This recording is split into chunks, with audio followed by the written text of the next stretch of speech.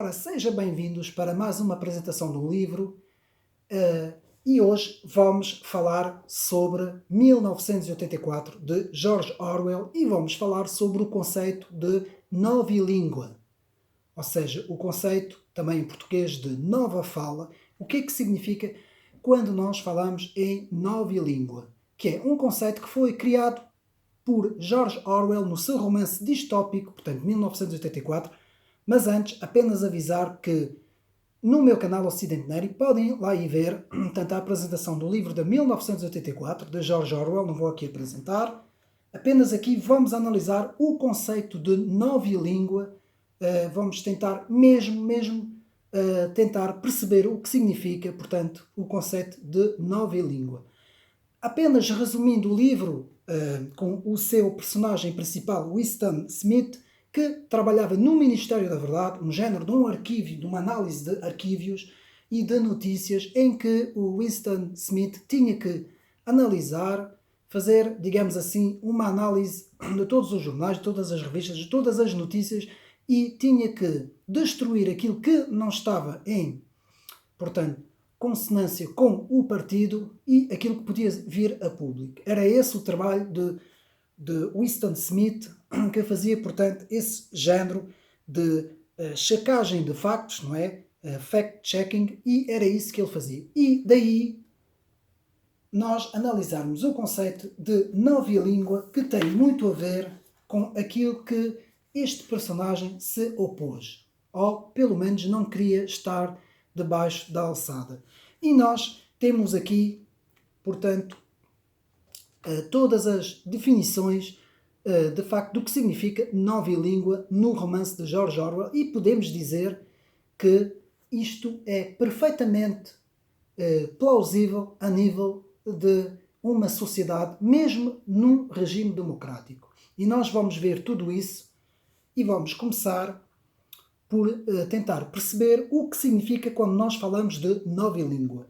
Linguagem ou modo de expressão que tem por objetivo impedir de expressar ou formular certas ideias. Certas ideias, de impedir o cidadão comum de conceber certas ideias.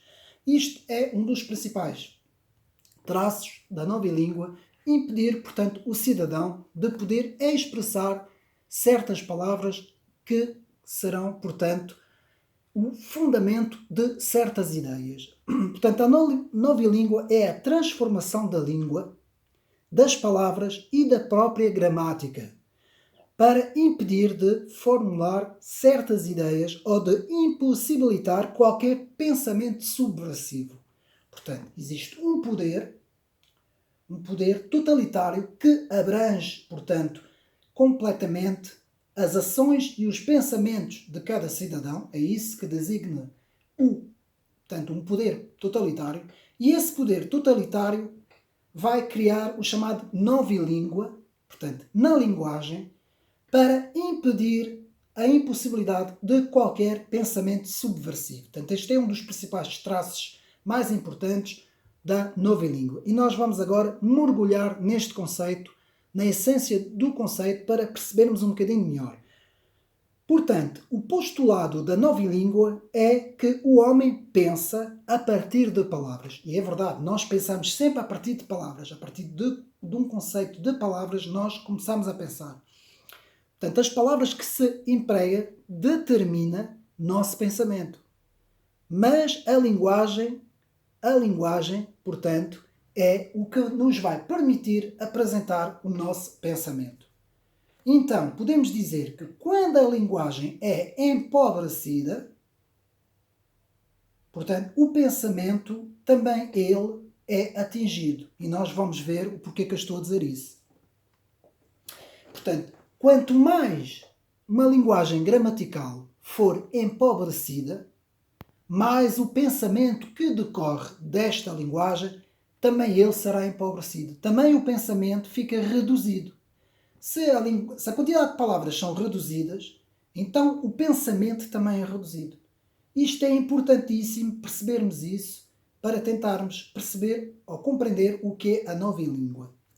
Então, se empobrecermos a linguagem, vai-se impossibilitar qualquer contestação de pensamento, chamado contestação de pensamento, ou pensamento crítico.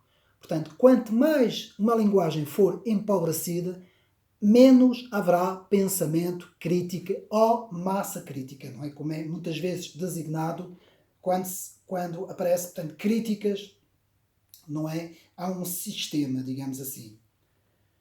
Portanto, há dois planos de estudos na nova língua. Portanto, isto é importante também percebermos. Há dois planos de estudo quando falamos em nova língua. O plano linguístico, que é o plano gramatical das palavras, e depois o plano político-filosófico, que são dois campos distintos. Eles complementam-se, mas são distintos. Portanto, no contexto do livro de 1984, que é, como eu disse, um romance distópico de uma sociedade totalitária que governa a totalidade dos comportamentos dos cidadãos, governa a ação e o pensamento. Portanto, a ação e o pensamento vão ser completamente, portanto,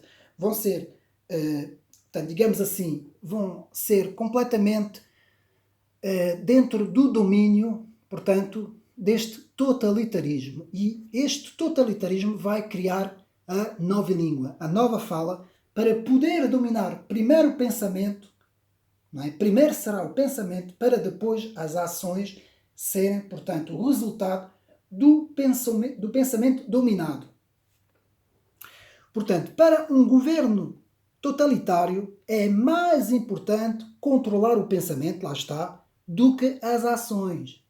Reparem bem no que eu estou a dizer. Muitas vezes vimos o contrário ao longo da história. Portanto, na União Soviética e no nazismo, muitas vezes era por meio da ação, por meio da força militar, por meio de um controle físico, uma ação que as populações eram dominadas. Havia também o pensamento, mas era mais pela ação. No caso de 1984, e principalmente no livro de Aldous Huxley, não é? Admirável Mundo Novo, aí vemos mesmo um exemplo do pensamento completamente dominado, que depois vai criar uma ação que é o resultado deste pensamento dominado. Portanto, influenciar o pensamento, reparem bem, influenciar o pensamento é influenciar as ações. Muito importante nós retermos isso. Influenciar o pensamento é influenciar as ações, que é aquilo que Karl Marx chamava de alienação. Portanto, é a possessão da nossa consciência. Portanto, quando a nossa consciência é controlada, então as nossas ações vão resultar desse controle. Nós temos que ter isso em mente. Ou seja, a essência de um totalitarismo não é a força coerciva, como eu disse, mas o controle do pensamento. O controle do pensamento. Portanto, o controle do pensamento é o controle do corpo do cidadão também. Pode-se, assim, deixar livre o cidadão, que é aquilo que acontece numa democracia. O cidadão pensa que é livre, mas o problema é que toda a cultura e toda a informação à volta do cidadão, que o cidadão recebe, é completamente manipulado para controlar o pensamento desse cidadão. Ou seja, esse cidadão pensa que é livre, mas não é livre.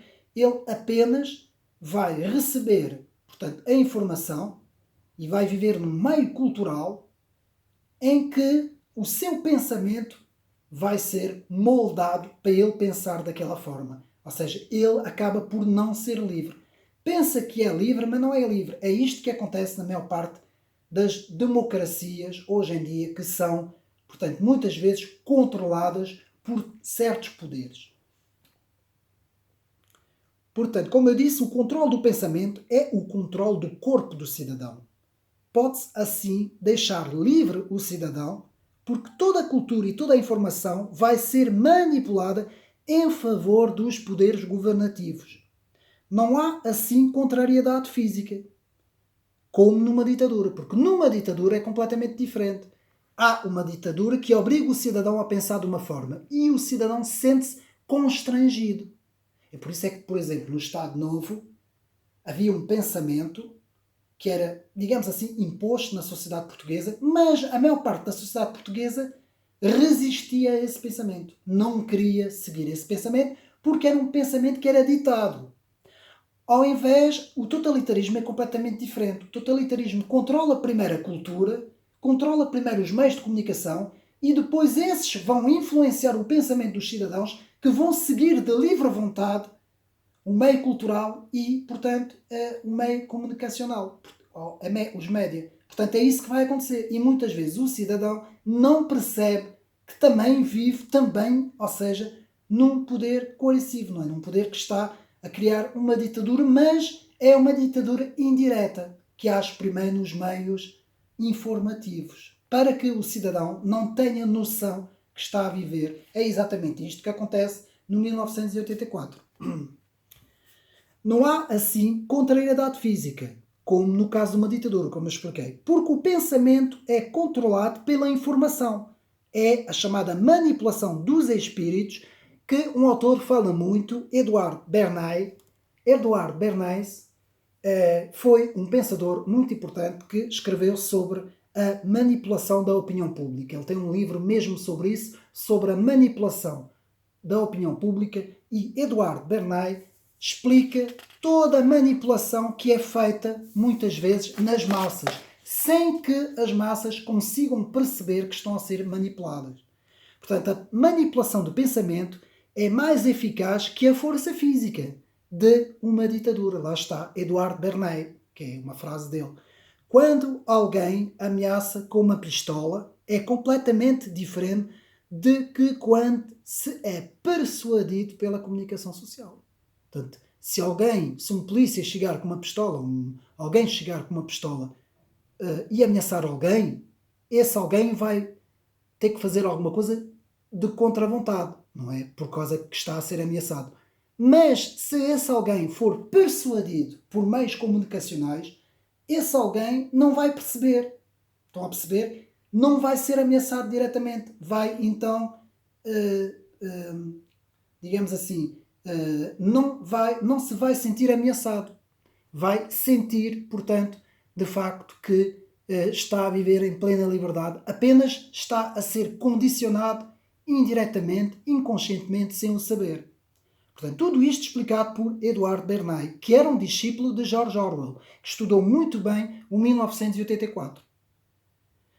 Portanto, existem 3 sequências na novilíngua, que começa com a informação, que age sobre a língua, sobre as palavras, vai criar uma emoção, uma certa emoção, e vai acabar em manipulação. Portanto, é este o movimento da novilíngua e nós vamos agora perceber um bocadinho melhor isto. Portanto, a democracia, segundo também Edouard Bernays, que foi quem mais analisou a novilíngua, a democracia é assim o regime mais adaptado à manipulação. Porque as pessoas não percebem. Porque o cidadão não percebe nem vê que está sendo manipulado.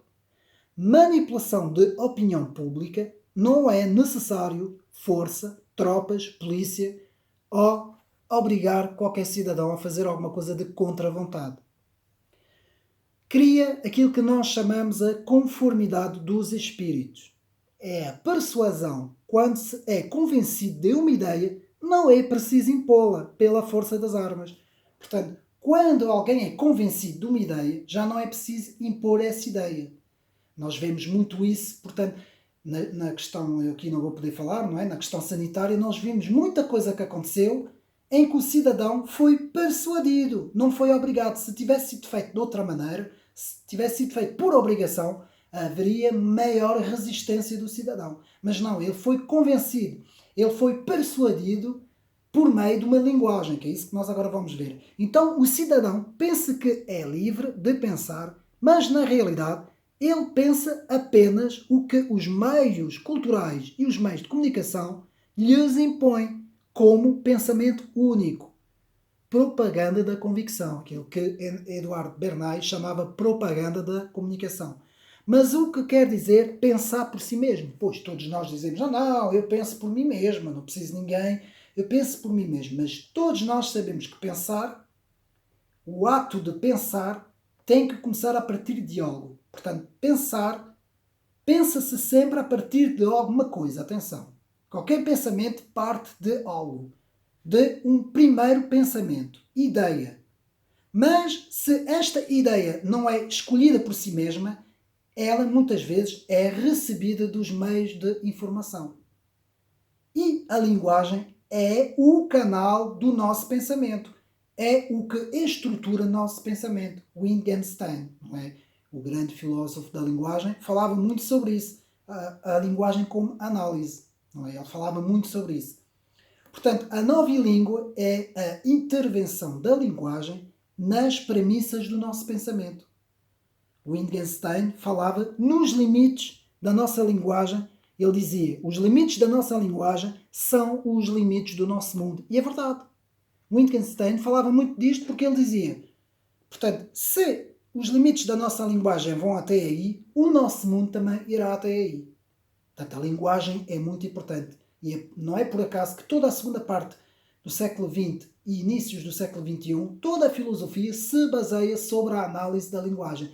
Tudo recai na linguagem. Porque é na linguagem a construção das ideias. Portanto, qualquer ideia é feita na linguagem. E não é por acaso que o Novo Testamento, das Escrituras, não é, da Bíblia, começa com o logos como sendo o verbo, a linguagem. Quando nós temos um texto, se nós retirarmos todos os verbos do texto, o texto já não significa absolutamente nada. Os verbos inseridos no texto é que vão dar significado ao texto. Portanto, continuando, a novilíngua é a intervenção da linguagem nas premissas do nosso pensamento. Está a ver? A novilíngua é a intervenção da linguagem nas premissas do nosso pensamento. 1984, Ministério da Verdade, aquilo que nós hoje chamamos os fact-checking, checagens de factos, verificação de factos, não é mais do que pegar nesses factos e, por meio da linguagem, transformá-los. Portanto, quem reivindica o monopólio da verdade absoluta pode fazer isso. Quando tem o poder de controlar, então pode controlar a linguagem. Winston Smith, o herói do romance, trabalhava no Ministério da Verdade e analisava todas as notícias e todo o meio cultural antes de poder, de facto, essa informação poder sair cá para fora. Ele era, digamos assim, um dos principais arautos que analisava tudo à lupa, não é? E destruía, digamos assim, tudo o que não servia ao grande Big Brother, ao grande irmão, não é, da Oceania, não é, que comandava a Oceania. E há uma frase célebre do livro que diz: quem controla o passado controla o futuro. Quem controla a memória controla as vontades. E é bem verdade. A manipulação dos factos históricos é um dos mais eficazes de, portanto, controlar as mentes. A ideologia que melhor vai servir os interesses do partido dominante. Portanto, isso vai criar aquilo que no livro vemos como crime de opinião, que é o deslocamento da repressão do poder do corpo para a mente. Ou seja, sai do corpo, não é preciso, portanto, restringir o corpo, começa primeiro no pensamento, que depois vai originar todos os atos, não é? Portanto, o Estado totalitário não é apenas aquele que vai impedir o ato subversivo, mas sim a possibilidade do ato subversivo. É a possibilidade do ato que o Estado totalitário vai fazer, utilizando a novilíngua.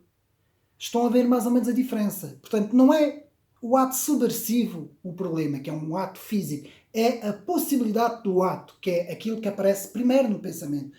Atacando primeiro o pensamento, a sociedade é completamente controlada. Se o poder atacar os atos, então vai haver uma resistência, vai haver uma repressão, vai haver um combate. Mas se o poder totalitário atacar o pensamento, já não, porque o pensamento é moldado em proveito desse Estado totalitário. Que é isso que é o chamado, portanto, a polícia do pensamento. O crime começa no pensamento, delito de opinião, que é o chamado terrorismo intelectual, daquilo que, portanto, também o autor Eduardo Bernay falava muito. Portanto, do terrorismo intelectual, que visa reprimir pensamentos e concepções de pensamentos, criminalizar a expressão do pensamento e a opinião pública se encarregará de policiar a sociedade. Ou seja, quando toda a sociedade tem um pensamento que já foi, portanto, incutido na sociedade, alguém que fizer um ato contrário é a própria sociedade que vai policiar e que vai reprimir, digamos assim, este indivíduo que está a ir contra o resto da sociedade, não é? Portanto, policiar a sociedade. Era isto que no romance de 1984, Winston Smith não quis se submeter no seu trabalho dos arquivos históricos. Portanto, os pensamentos que a sociedade de 1984 tem de se submeter alicerçam-se em factos objetivos, mas a interpretação dos factos, que é subjetiva, é mais importante. Portanto, quem tem uma consciência que funciona não pode ignorar factos históricos, porque os factos são verdadeiros. E se um poder apaga os factos históricos, este poder mente, e foi isso que Winston Smith, do romance, sabia muito bem disso e não conseguia suportar, e por isso é que este herói, digamos assim, este personagem se revolta contra o sistema. Portanto, a nova língua apaga os conceitos de falso e verdadeiro. E nós vamos ver como. Apagar ideias, apagar as palavras que permitem expressar certas ideias. A nova língua funciona com dois princípios. É muito importante agora nós analisarmos isso. A redução, que é a supressão de certas palavras, portanto, reduzir o vocabulário, empobrecer o vocabulário, retirar palavras, isto chama-se redução, que é o empobrecimento de uma língua, não é? De uma gramática, empobrecer, retirando palavras. E o segundo conceito é a dissonância. Portanto, princípio de duplo pensar, o duplo pensar, que são duas proposições que se opõem e que podem ser verdadeiras e falsas ao mesmo tempo. Para isto não ficar muito complicado, vamos então resumir. Redução, empobrecer uma língua. Quanto mais palavras se retirar de uma língua, mais fácil é controlar uma população. Estou agora assim a simplificar para os meus amigos perceberem. E segundo princípio, a dissonância, que depois vai dar a dissonância cognitiva, que é o princípio do duplo pensar, está tudo aqui no livro, meus amigos, que é duas proposições que se opõem uma à outra. Ou seja, verdadeiro e falso são a mesma coisa. É impossível, mas neste duplo pensar é isso que acontece. Vou dar um exemplo. Eu sou gordo e magro. Eu sou gordo, mas ao mesmo tempo sou magro. É impossível. Ou sou gordo ou sou magro. Não posso ser gordo e magro ao mesmo tempo. Mas o duplo pensar é isso. Gordo e magro ao mesmo tempo. Isto é a antítese da lei da não contradição de Aristóteles. Não é a lei da não contradição. Que os meus amigos sabem. A é A e não B. A não pode ser A e B ao mesmo tempo. E o duplo pensar faz isto. Faz que duas coisas contrárias sejam iguais. Uma das principais técnicas da nova língua. Indo à redução, que é o primeiro conceito. Quanto menos palavras há num vocabulário para se exprimir, menos se tem utensílios para pensar, menos palavras, menos se consegue descrever o mundo. Ou seja, nós podemos ver mais ou menos que numa linguagem de uma determinada população nós temos cerca de 90.000 a 100.000 palavras. Normalmente utiliza-se apenas 5% do léxico destas palavras, né? Da gramática destas palavras. Reduzindo completamente a linguagem, o controle da população é muito mais efetivo. Consegue-se muito mais controlar uma população reduzindo-se as palavras. Portanto, quanto menos palavras, portanto, menos se pode pensar o mundo.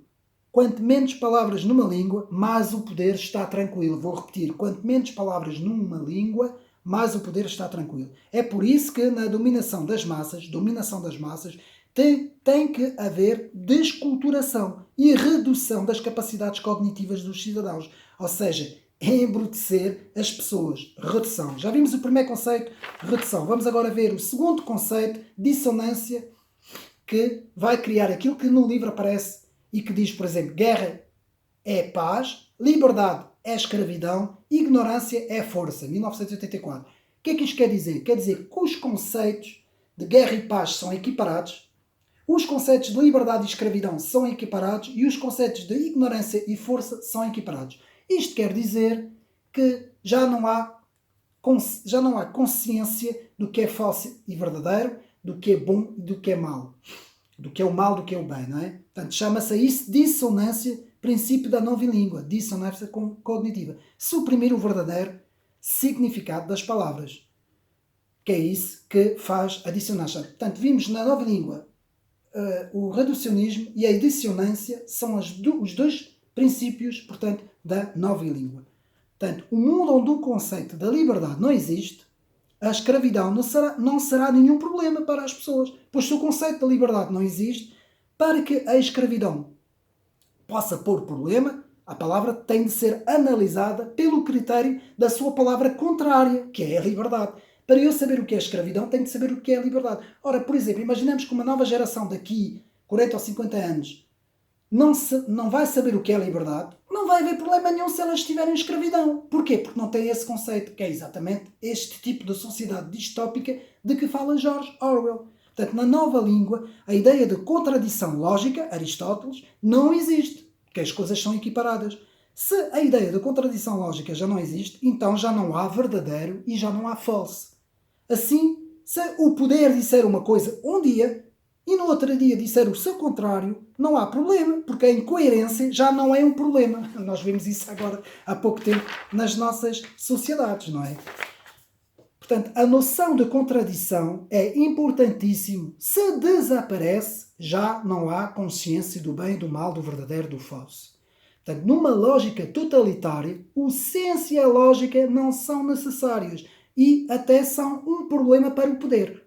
Portanto, um obstáculo à obediência do poder. Vejam bem. Então, o que é que podemos dizer? O duplo pensar é a dissolução da lógica elementar da distinção do verdadeiro e do falso e que torna impossível qualquer discurso crítico ou subversivo ao poder. Se tudo é verdadeiro e falso ao mesmo tempo, como pode haver um discurso crítico? Como é que pode haver massa crítica se tudo é verdadeiro e falso ao mesmo tempo? É assim que muitas vezes, subtilmente, que se controlam as sociedades. E nas universidades, no meio escolar, muitas vezes, porque é que as gramáticas têm tendência em serem reduzidas? As línguas, não é? Hoje existe muita redução das linguagens. Quanto mais se embrutecer as populações, menos estas populações vão perceber que estão num sistema opressivo. Que elas pensam que estão em liberdade. Portanto, o duplo pensar cria então a dissonância cognitiva que mantém os povos submissos voluntariamente. Etienne de la Boétie, La Servitude Volontaire, a servidão voluntária de Etienne de la Boétie, tenho um livro no meu canal, podem ir ver.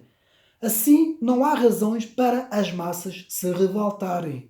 Impossibilidade de crítica ao poder.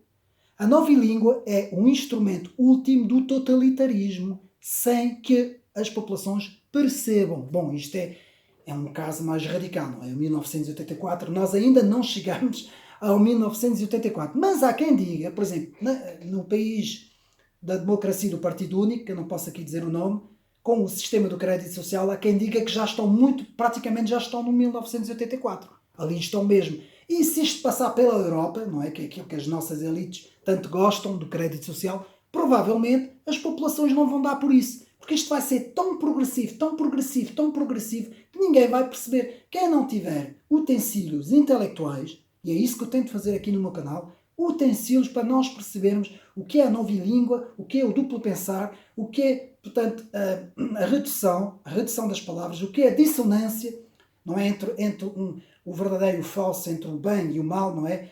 Se não tivermos esses utensílios, não conseguimos perceber o que é que se está a passar. Portanto, como eu disse, a nova língua é um instrumento último do totalitarismo sem que as populações possam perceber. Apagar a noção da liberdade das mentes, reparem bem nesta frase, eu vou acabar com isto.